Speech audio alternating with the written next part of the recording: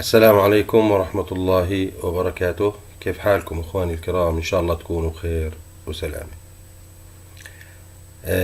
إخواني، في أحد الأخوة طلب مني في التعليقات طريقة حساب خطوة اللف للتعديل من الأقطاب التأثيرية إلى الأقطاب الحقيقية،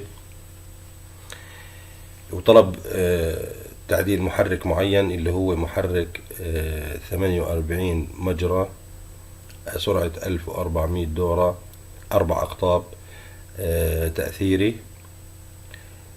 طبعا تقريبا كنا بنعرف خطوة اللف له بتكون من 1 إلى 10، ومن 1 إلى 12، ومن 1 إلى 14، ومن 1 إلى 16 مجموعتين في الفاز.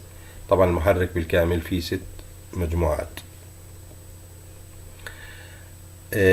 طبعا هو طلب طريقة تعديل، بده يعدله إلى أقطاب حقيقية زي ما حكينا في الدروس السابقة، فطلب طريقة التعديل. طبعا طريقة التعديل إخواني يعني من أقطاب تأثيرية إلى أقطاب حقيقية بتعتمد على حساب الخطوة. فإذا أنت عرفت خطوة اللف ما بيبقى شيء، خلص انتهى.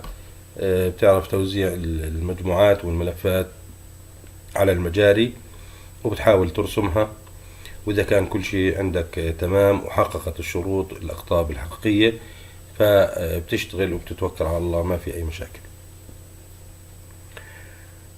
طبعا احنا شرحنا خطوة اللف أو حساب خطوة اللف للمحركات التأثيرية وللمحركات ذات الأقطاب الحقيقية. القانون، قانون حساب خطوة اللف طبعا للأقطاب الحقيقية هو خطوة اللف أو خطوة اللف الكبيرة تساوي عدد المجاري تقسيم عدد الأقطاب. طبعا لما نقسم عدد المجاري على عدد الأقطاب بتطلع معنا الخطوة الكبيرة، خطوة اللف الكبيرة. بالتالي الآن بيبقى عندنا إنه إحنا نحسب قديش كم عدد ملفات المحرك، وبالتالي بنقدر نحسب كم عدد ملفات الفاز نفسه أو كل فاز قديش فيه ملفات، وبالتالي بنقدر إنه نعرف مجموعات الفاز، كل مجموعة كم ملف تحتل من المحرك. طبعا الموضوع سهل، يعني مش ما في أي صعوبة، وإحنا شرحناه زي ما حكينا بفيديوهات سابقة، والفيديوهات موجودة بالقناة عندنا. طبعا وبالنسبة لحساب خطوة اللف للمحرك التأثيري هي بنفس القانون، لكن بنضيف عليه 2/3 يعني ثلثين. بصير القانون حساب خطوة اللف كمان الكبيرة 2/3، 2 تقسيم 3 ضرب عدد المجاري تقسيم عدد الأقطاب الحقيقية. طبعا عدد المجموعات الحقيقية، يعني عدد المجموعات الحقيقية في هذا المحرك التأثيري. يعني مثلا احنا عندنا محرك 4 أقطاب 1400 دورة تأثيري، بدنا نحسب خطوته.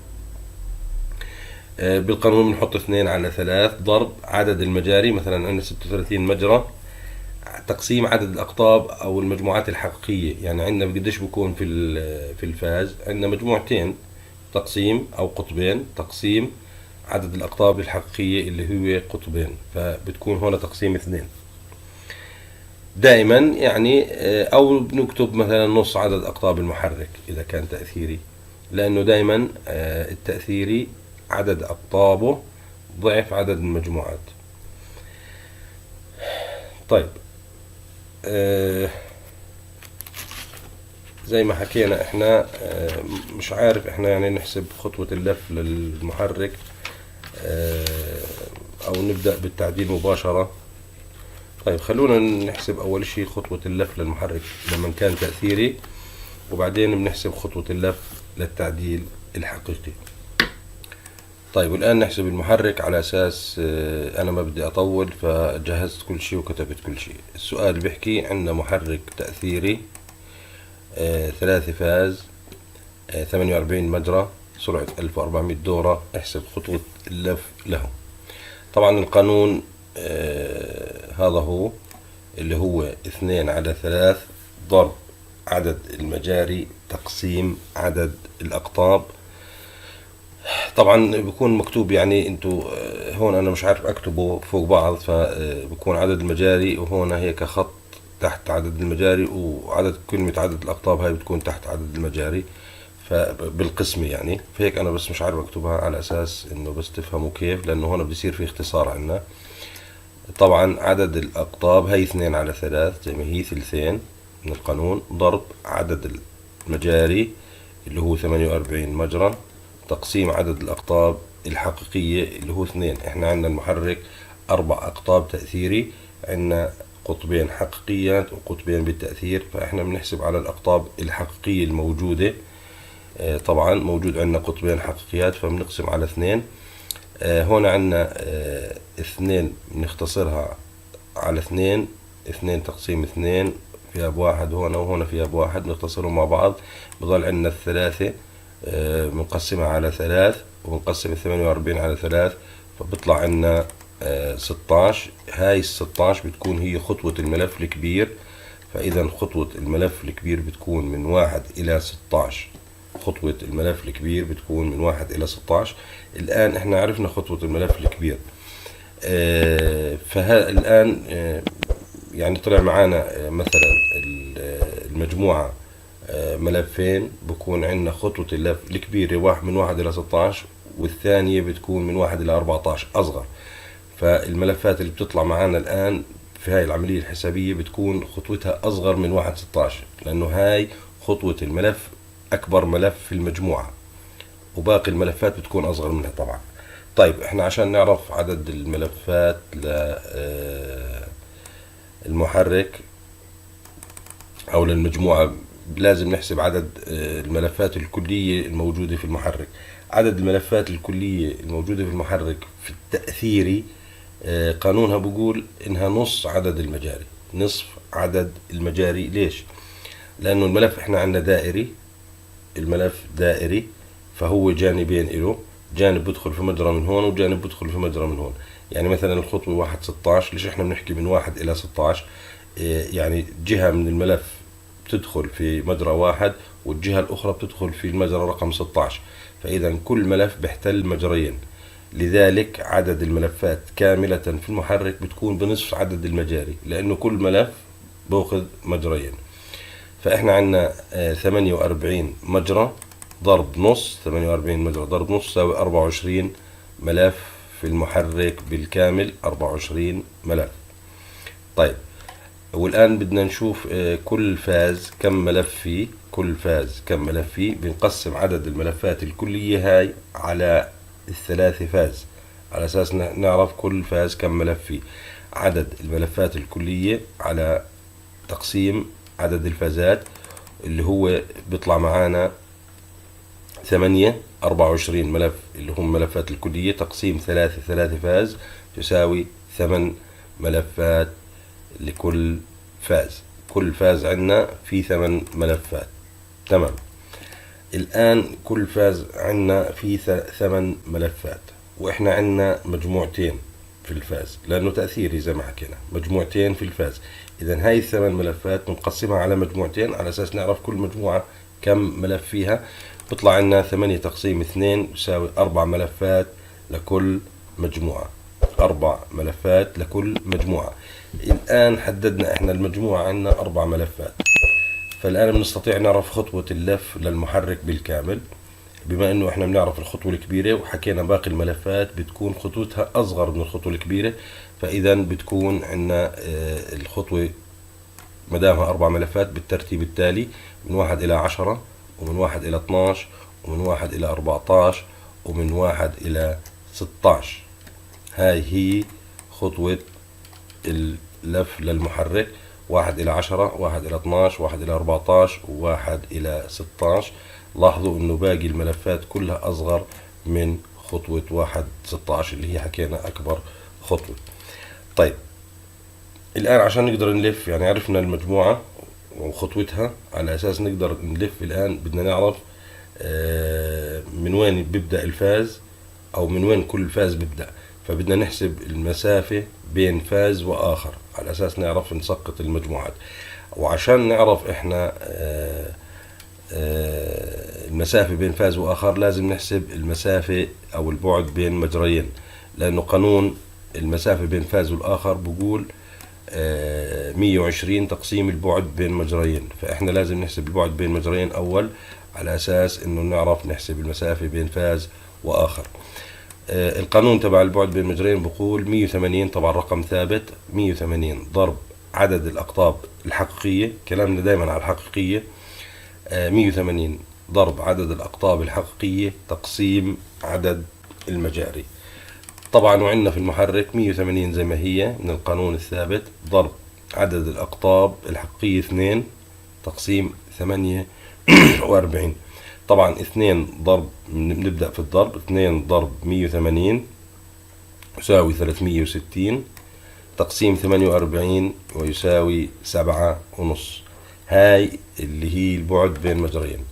طبعا الآن نحسب المسافة بين فاز وآخر بالقانون اللي حكينا عنه برضو 120 اللي هي 120 درجة اللي هي بين فاز وآخر، درجة بين فاز وآخر 120 تقسيم البعد بين مجريين، فعندنا 120 تقسيم 7.5 تساوي 16. إذا 16 مجرى بين فاز وآخر، بين كل فاز وفاز لازم يكون في عندنا 16 مجرى. هذا الكلام بيعني إنه الفاز الأول بيبدأ في مجرى رقم 1، الفاز الثاني بيبدأ في مجرى رقم 17، لازم يكون بينهم 16 مجرى زي ما حكينا، والفاز الثالث يبدأ في رقم 33. طيب والآن احنا بنبدأ في الرسم إن شاء الله. زي ما انتم شايفين أنا رسمت 48 مجرى. زي ما حكينا الفاز الأول بيبدأ في مجرى رقم 1 اللي هو هذا هو، وبنعد الخطوة زي ما حكينا الكبيرة 16، 1 2 3 4 5 6 7 8 10 11 12 13 14 15 16. إذا هذا الخطوة الكبيرة، وحكينا باقي الخطوات بيكونوا أصغر. طبعا أصغر إحنا بنسميها من 1 إلى 16، الأصغر منها بنسميها من 1 إلى 14. يعني بنقلل كأنه قللنا مجريين، لأنه الملف بأخذ مجريين، يعني زي ما حكينا 1 من اليمين 1 من الشمال، فبأخذ مجريين. خلونا نتأكد بس، 1 2 3 4 5 6 7 8 9 10. طبعا هذا هو الفاز الأول. زي ما حكينا إن الفاز الأول بيبدأ في المجرى رقم 1، الفاز الثاني بيبدأ في مجرى رقم 17. إحنا هون عندنا طولهم 16، فإذا الفاز الثاني بيبدأ من المجرى رقم 17 اللي هو هذا هو. خلوني أنا أرسمهم، بحب أرسم ببلش من الصغير أنا. 1 2 3 4 5 6 7 8 9 10. وهي 12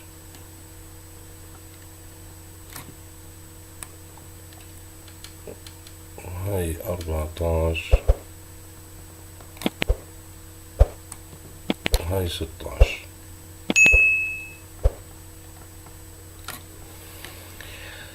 طيب احنا لو عدينا وقلنا هون 16 17 18 19 20 21 22 23 24 25 26 27 28 29 30 31 32 33. إذا حكينا الفاز الثالث بيبدأ من مجرى رقم 33، فإحنا بنرسم المجموعة الثالثة أو المجموعة الأولى من الفاز الثالث. 1 2 3 4 5 6 7 8 9 10. إذا بنكون عندنا بهذا الشكل.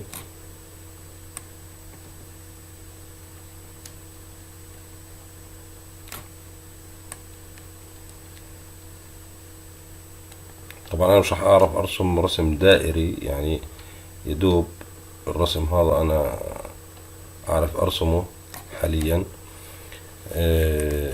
فراح نكتفي بهذا الرسم. يعني احنا طبعا الآن احنا رسمنا ترتيب الفازات الآن زي ما انتم شايفين. الفاز الأسود هو الفاز الأول، والفاز الأحمر هو الفاز الثاني، والفاز الأزرق هو الفاز الثالث. وزي ما حكينا طبعا بيبدأ في الخطوة الكبيرة بالعادة، بدأت في مجرى رقم 1. الفاز الثاني بدأ الخطوة الكبيرة بدأ في المجرى رقم 17. الفاز الثالث اللي هو الأزرق بدأ في مجرى رقم 33. طيب الآن في ملاحظة، بدنا نرجع الآن نرسم إحنا الفاز الأسود. طيب كيف بدنا نعرف موقع الفاز الأسود الآن؟ بما إنه إحنا عندنا مجموعتين في المحرك. المجموعتين حجمهم يعني 16 مجرى هون و16 مجرى هون.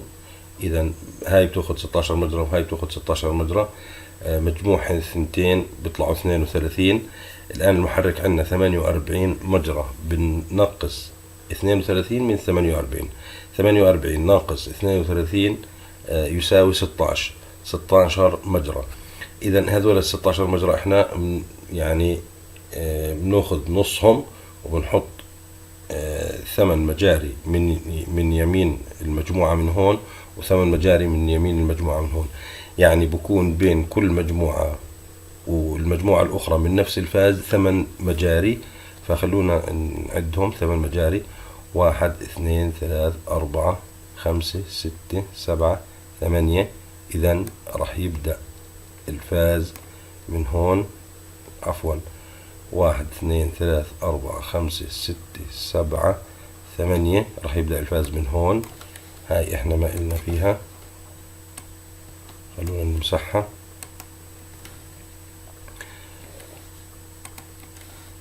فخلونا نرجع نرسم. إذا خطوة 16 بتبدأ من هون: 1 2 3 4 5 6 7 8 9 10 11 12 13 14 15 16 من هون لهون.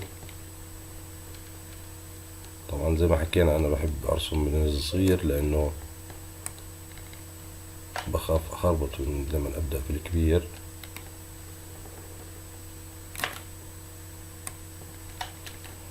طبعا احنا بنجرب طريقة الكمبيوتر هاي، يعني بلكي على أساس إنه تكون أوضح من الرسم اللي احنا بنرسمه بالعادة في المشغل إن شاء الله. وأنتوا طبعا خبرونا إنه إذا كانت هاي الطريقة مناسبة لكم، أو نرجع نرسم على الورق زي ما كنا أول. طيب الآن حكينا هون في 8 مجاري بين المجموعة اللي بالأسود هون والمجموعة اللي بالأسود من هون. طيب خلونا نعد إنه في من هاي الجهة برضو 8 مجاري: 1 2 3 4 5 6 7 8 فعلا، وبتبدأ من هون. إذا شغلنا وكلامنا إن شاء الله إنه صحيح. الآن نرسم المجموعة الثانية، كمان نفس الكلام، نبعد 8 مجاري: 1 2 3 4 5 6 7 8. بتبدأ من هون. إذا أنا ببدأها من هون.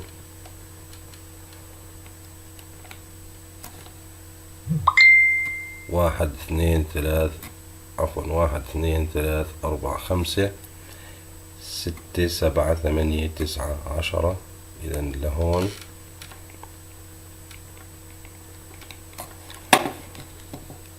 والخطوة 1 12 طبعا نفس الكلام،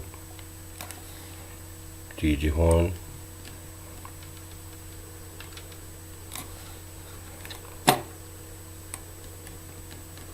والواحد 14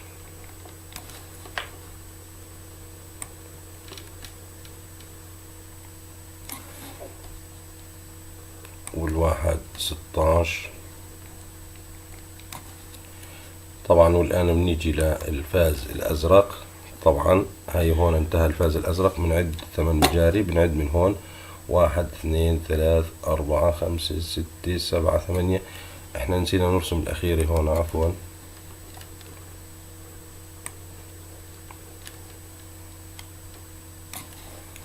نرجع للفاز الأزرق 8. إذا الفاز الأزرق بيبدأ من هون، نبدأ في الصغيرة إلى هون.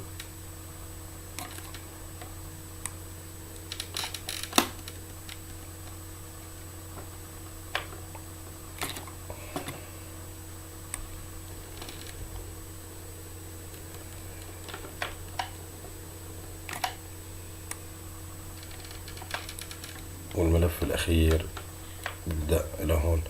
طبعا الرسم أنا مش كثير بالرسم، لكن واضح إن شاء الله عليكم. الآن هاي هي ترتيب تسقيط المحرك 48 مجرى التأثيري. لاحظوا إنه مثلا عندنا اللون الأزرق مثلا، هاي مجموعة هون، وهاي المجموعة الثانية هون، مع إنه طلع اللون مختلف شوية لكن مش مشكلة. واضح عليكم إنه هذا أزرق وهذا أزرق. لاحظوا في مسافة، في مجاري بينهم، حكينا في 8 مجاري بينهم، فهم متباعدات. فإذا هذا تأثيري، بعطيني بما إنه متباعد بعطيني ضعف عدد، أو بعطيني أقطاب ضعف عدد المجموعات الموجودة، وعندنا مجموعتين فبعطيني 4 أقطاب. بعطيني 4 أقطاب، وهذا الكلام كله لنفس الفازات. نفس الشيء الأسود برضو 2 متباعدات، والأحمر 2 متباعدات، فبعطيني 4 أقطاب تأثيرية. وإحنا هينا استطعنا الحمد لله نرسم محرك تأثيري 24 مجرى، حسبنا خطوته وحسبنا المسافة بين فاز وآخر، وقدرنا نرسمه، والمحرك الحمد لله يسكر معنا وكل شيء تمام وما في أي مشاكل.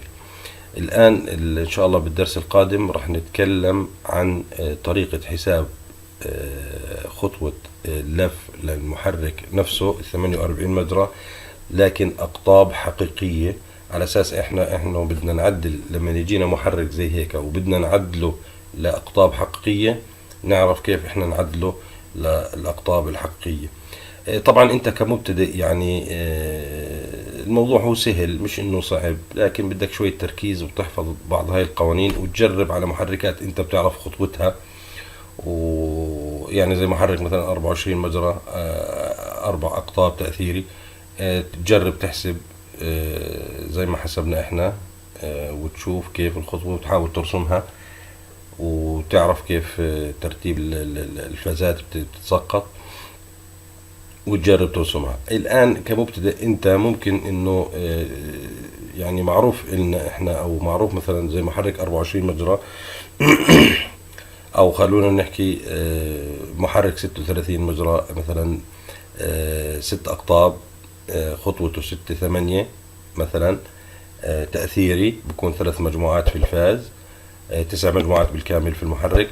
الآن لو بدك تحوله لأقطاب حقيقية مثلا، بتحوله لخطوة 1 6، كلنا بنعرفها 1 6، 6 مجموعات في الفاز، يعني المجموعة عبارة عن ملف واحد، 6 ملفات أو 6 مجموعات بالفاز من ملف واحد. الآن ممكن أنت بتعرف هاي الخطوة تشتغل عليها وخلص وانتهينا. المهم إنه تعمل أقطاب حقيقية إذا كان الأمر في البداية صعب عليك، لكن أنا بفضل إنك تتعلمها وتحسب وتشوف كيف تقدر تحسب خطوة اللف لمحرك، لأنه ممكن يجيك محرك خطوته يعني مش معروفة أو كذا، فممكن إنه تعملها. فحاول تدرب أنت على محركات أنت بتعرفها، وجرب واحسب وارسم وشوف انه بيطلع معك كل شيء صحيح وكل شيء مظبوط، على اساس انه تثبت الموضوع، يثبت في عقلك وما تنساه ان شاء الله.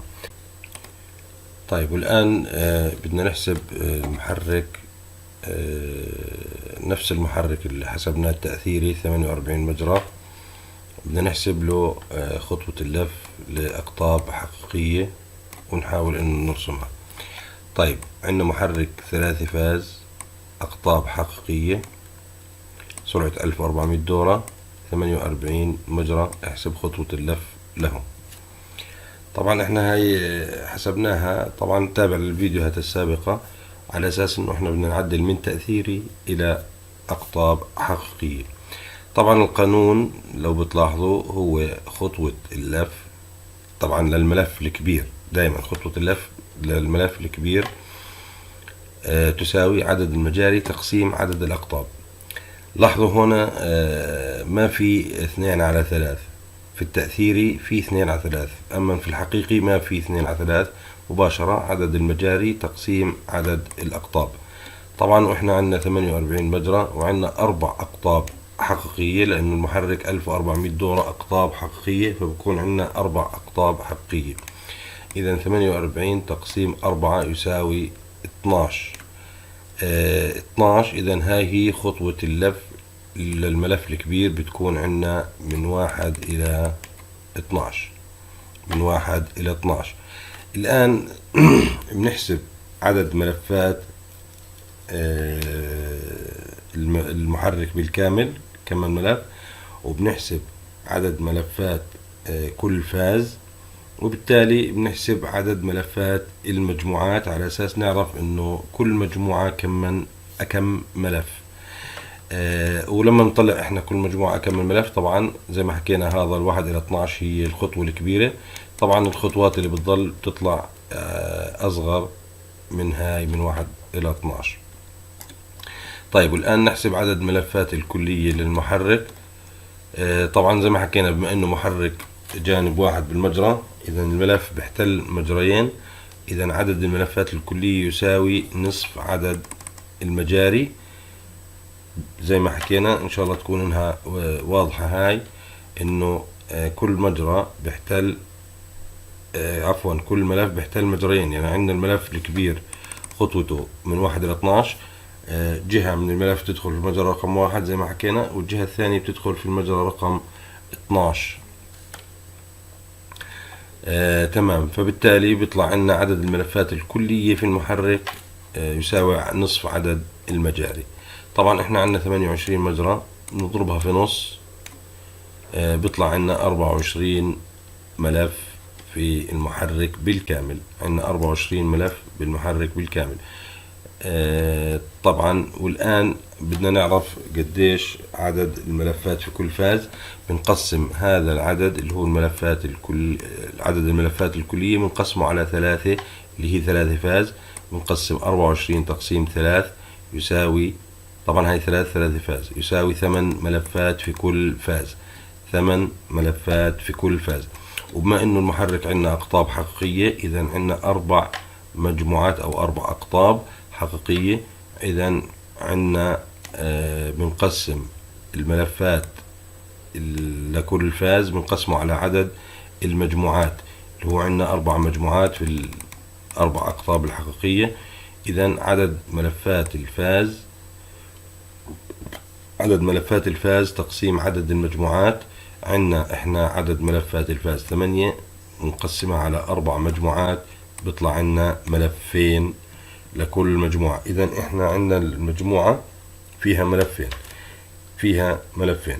وبما إننا بنعرف خطوة الملف الكبير، إذا خطوة الملف الثاني اللي طلع معانا بتكون أصغر، وبالتالي راح تكون عندنا خطوة الملف أو خطوة اللف للمجموعة كالتالي: من 1 إلى 10 ومن 1 إلى 12.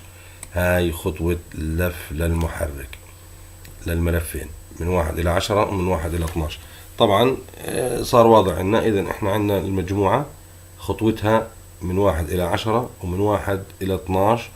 هاي خطوة اللف للمحرك 48 مجرى الأقطاب الحقيقية. عندنا 4 مجموعات بالفاز، إذا بنلف 4 مجموعات في كل فاز بخطوة 1 إلى 10 و1 إلى 12. طيب إحنا على أساس نعرف الآن كل فاز وين بدنا نبدأ نسقط فيه، في أي مجرى نبدأ نسقط كل فاز.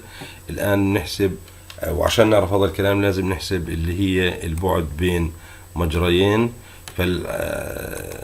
على أساس إنه نحسب المسافة بين فاز والآخر.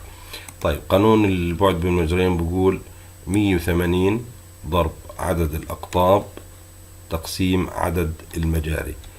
طبعا 180 عندنا رقم ثابت ضرب 4 أقطاب تقسيم 48. طبعا بدكم تحسبوها بالآلة الحاسبة، ما في مشكلة. 180 بتطلع كأنه 720. خلوني أشوفها. 180 ضرب 4 تساوي 720. هاي 720 بنقسمها على 48 مجرى، بيطلع معانا 15 فعلا. بيطلع معانا 15. هاي ال 15 اللي هي البعد بين مجريين. بما انه طلعنا البعد بين مجريين، الان بنحسب المسافة بين الفاز واخر. طبعا قانون المسافة بين الفاز واخر بقول 120 اللي هي المسافة بين الفازات او الزاوية الكهربائية، عفوا الزاوية الكهربائية 120 درجة تقسيم البعد بين مجريين. البعد بين مجريين هي 15 اللي طلعناها هون. إذا عندنا 120 تقسيم 15 بيطلع عنا 8. خلوني أنا برضو أتأكد منها. 120 تقسيم 15 تساوي فعلا 8. طبعا 8 مجاري بين فاز وآخر، 8 مجاري بين كل فاز وآخر. إذا بصير عندنا إحنا بين كل فاز وفاز 8 مجاري. إذا الفاز الأول يبدأ في المجرى رقم 1، الفاز الثاني يبدأ بمجرى رقم 9، الفاز الثالث يبدأ بمجرى رقم 17. طبعا إحنا الفاز الأول يبدأ بمجرى رقم 1. بنتي في حسب خطوة اللف بنتي في 12. الفاز الثاني الآن عندنا المسافة بين الفازين 8 مجاري. الآن بنعد 8 مجاري من بعد الفاز رقم 1، لأن الفاز رقم 1 مليان، عفوا المجرى رقم 1 مليان في الفاز الأول، فبنعد 8 زائد 1 دائما. فبنقول مجرى رقم 1 بنزيد عليه، نبدأ من المجرى الثاني بنعد 8 مجاري فبنوصل لمجرى رقم 9. ونفس الكلام من مجرى 9 ما بنعده، بنبلش نعد من بعده، بنعد 8 مجاري بنوصل لمجرى رقم 17. يعني هي 1 زائد 8 بيطلع معنا 9، 9 زائد 8 بيطلع معنا 17. وهاي هي إن شاء الله. والآن قدرنا نحسب الخطوة والمسافة بين الفازات وكل شيء تمام إن شاء الله. الآن ننتقل إلى الرسم، إلى فيديو الرسم. طيب والآن أنا رسمت المجاري 48 مجرى، وبدنا نرسم المحرك اللي 48 مجرى، الأقطاب الحقيقية اللي حسبنا له خطوة اللف. وكانت خطوة اللف هي من 1 إلى 10 ومن 1 إلى 12. وحكينا إنه الفاز الأول بيبدأ بمجرى رقم 1، والفاز الثاني بيبدأ في مجرى رقم 9، والفاز الثالث بيبدأ في مجرى رقم 17. طبعا احنا بنرسم الفاز الأول بالكامل وبعدين بنرجع للفاز الثاني عفوا بنبدأ الفاز الثاني من مجرى رقم 9 وبنرسمه بالكامل، وبعدين بنرجع إلى مجرى رقم 17 ونرسم الفاز الثالث والأخير من مجرى رقم 17. طبعا نبدأ احنا الرسم بالخطوة. أنا متعود أرسم الخطوة الصغيرة معلش. من 1 إلى 10، 1 2 3 4 5 6 7 8 9 10.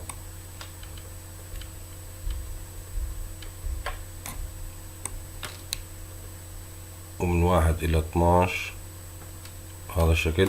طبعا أقطاب حقيقية يعني متجاور، فبكون المجموعات كلهم متجاورات. 1 2 3 4 5 6 7 8 9 10.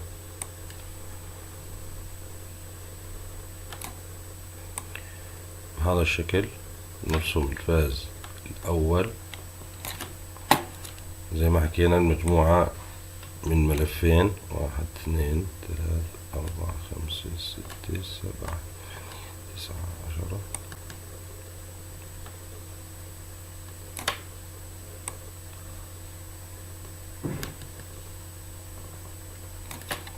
وهاي المجموعة الأخيرة.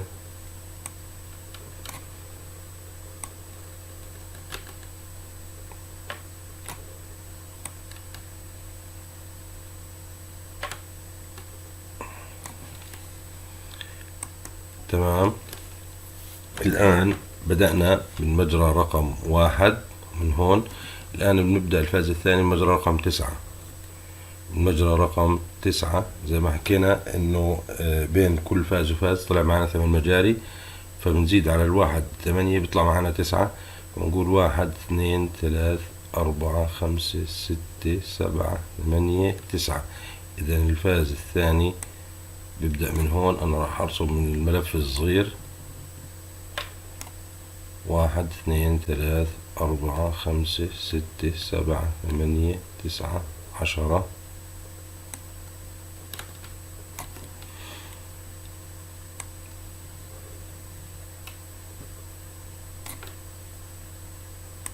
هاي خطوة 1 10 وهاي خطوة 1 12.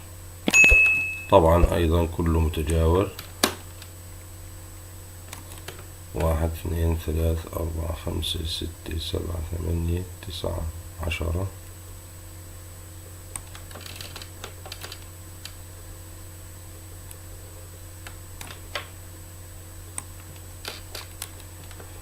طبعا احكوا لنا انتوا في التعليقات اذا كانت يعني طريقة الرسم هاي او طريقة الكمبيوتر افضل من الطريقة العادية، على اساس انه احنا نستمر فيها. مع انه يعني الرسم شوي بتطلع مخربطة، لكن انا شايفها افضل من الرسم اليدوي في المشغل. 1 2 3 4 1 2 3 4 5 6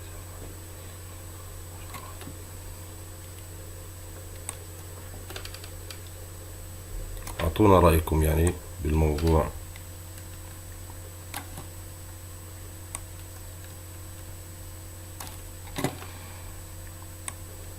طبعا بتيجي معانا الأخيرة بهذا الشكل.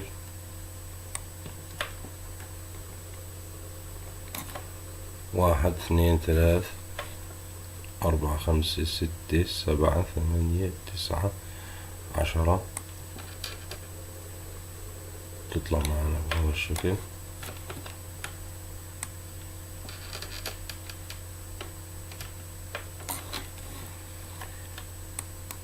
طبعا والآن نرسم الفاز الثالث. حكينا الفاز الثالث ببلش بمجرى الرقم 17. احنا هون عندنا 12 12 13 14 15 16 17. من هون احنا بنبدأ من هاي ونعد 1 2 3 4 5 6 7 8 9 10 إلى هون.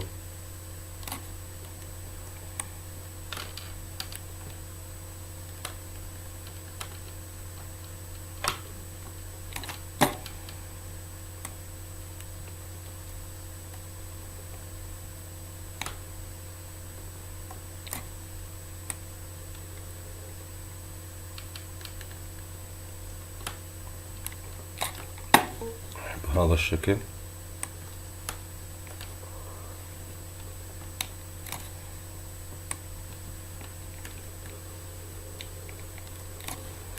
نعدها 1 2 3 4 5 6 7 8 9 10.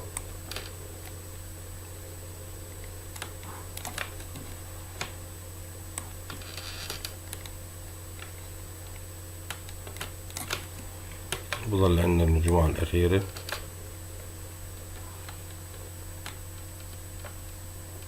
تيجي بهذا الشكل.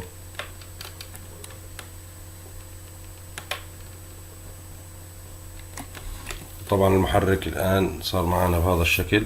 لاحظوا انه مثلا اللون الأسود عندنا 4 مجموعات. هي 1 2 3 4 4 مجموعات متجاورة، يعني 4 مجموعات حقيقية.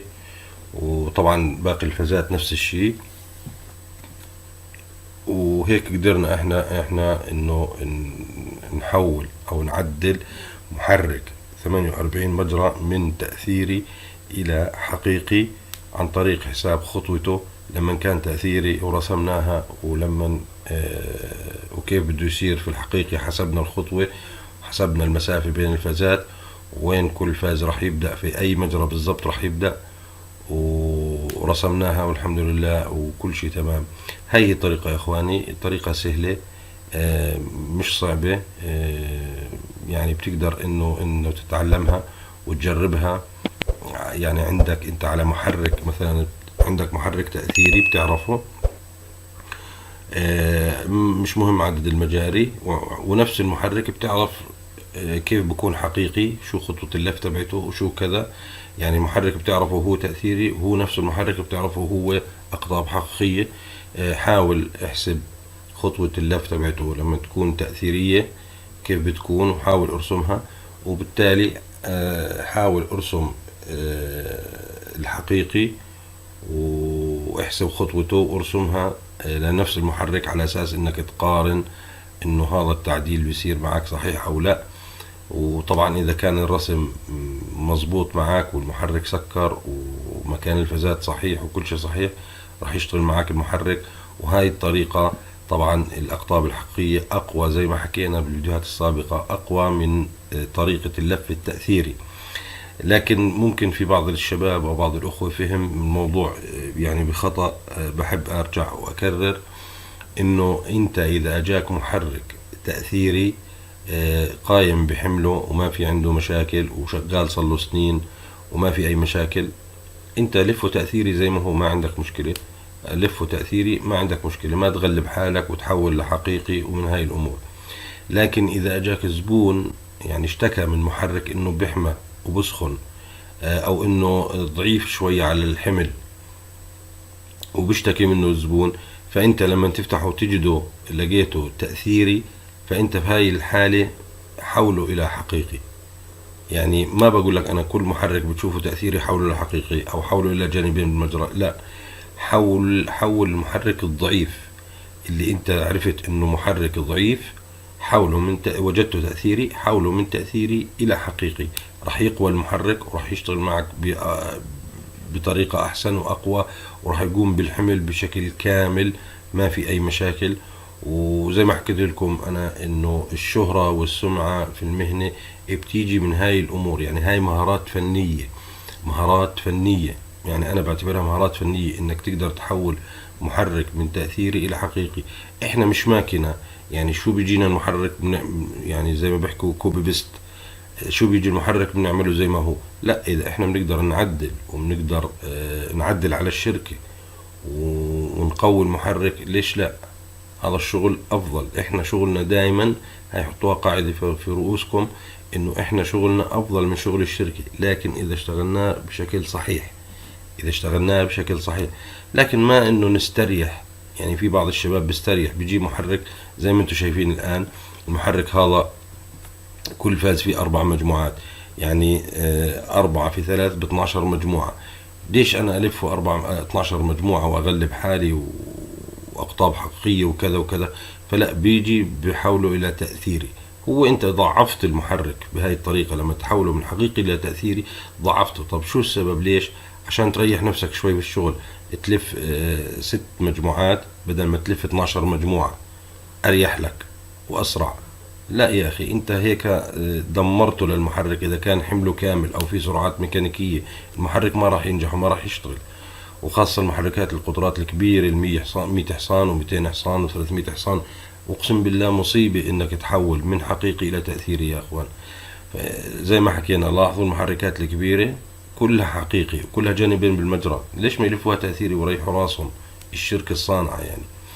فأنت ما تحول، لا تعمل التعديل الخاطئ، لا ترجع بالتعديل لورا أو لا تنزل بالتعديل لتحت من حقيقي إلى تأثيري، لا، اطلع بالتعديل لفوق، من تأثيري إلى حقيقي، من تأثيري إلى حقيقي. هاي حطوها قاعدة في رأسكم، وإن شاء الله إنه راح تنجحوا، وراح كل المحركات اللي تشتغلوها تنجح وما فيها مشاكل.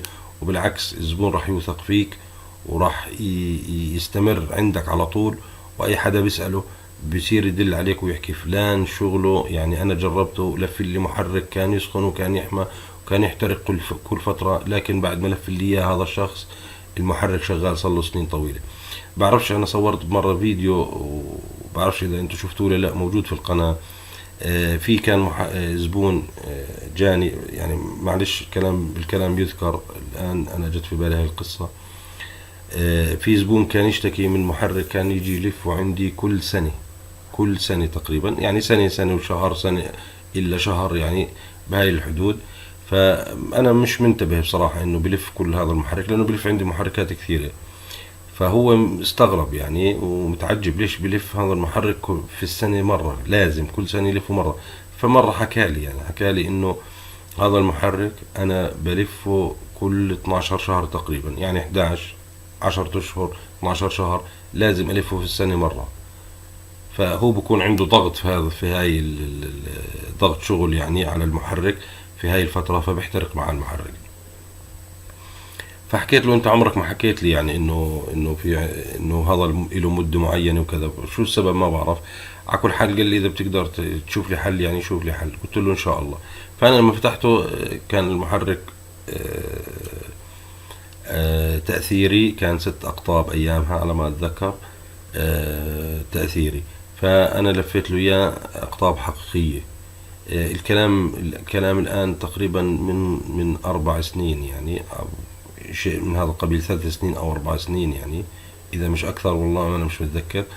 لكن إلى الآن ما رجع لي في نفس المحرك. طبعا رجع لي محركات ثانية، لكن بنفس المحرك إلى الآن ما رجع لي فيه بعد ما لفيته أنا أقطاب حقيقية. طب وين اللي كان يلفه كل سنة؟ كان يضغط عليه في فترة معينة في موسم شغلهم، يضغط عليه يحترق المحرك. الآن بيضغط عليه في موسم الشغل، وفي أي موسم ثاني ما عنده مشكلة، المحرك شغال بقوة. وللآن أنا ما شفته يعني، الآن ما رجع لي لفه مرة ثانية. فالحمد لله رب العالمين. هون يعني الآن الشخص هذا أو الزبون هذا بصير يحكي للناس، يعني بصير يحكي للناس لما واحد يسأله بده شخص بلف محركات، بصير يحكي له أنا محرك عندي كذا كذا وضعه كان يحترق، ولما بديت له إياه ولفه ما احترق لليوم، صار له سنين. فالرجل هذا شغله كويس وشغله ممتاز وكذا ومن هاي الأمور.